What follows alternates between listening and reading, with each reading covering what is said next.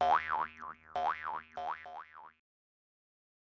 I'm Zoe. And hi, I'm Ethan. We're here from Team 16800 Trial and Terror Robotics to tell you about an issue we've had in the past.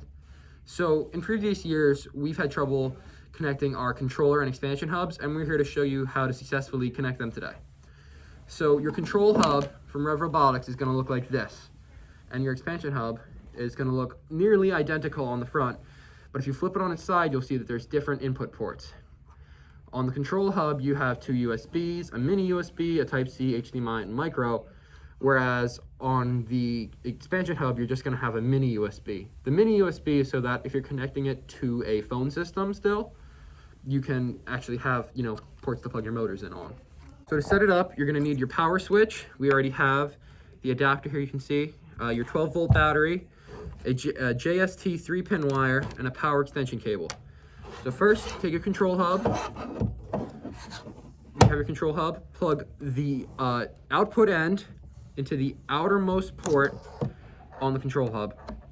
Next, take the adapter and plug it into the battery. Plug it into the battery. Once you hit the on switch, you should see a blue light on your control hub, which indicates that there is now power going to it.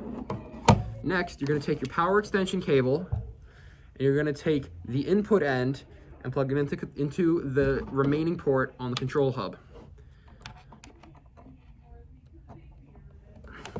Next, you're going to take the output end of that same wire and plug it into the input end on the expansion hub.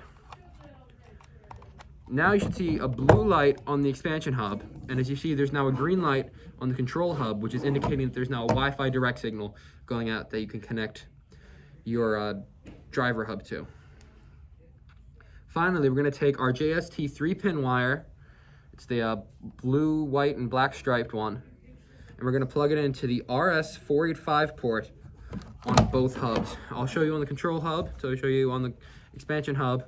It's the same port on both sides. All you got to do is plug it in. That way you can actually have your code running from the control hub into the expansion hub. Now you have it all set up. I hope you enjoyed the video.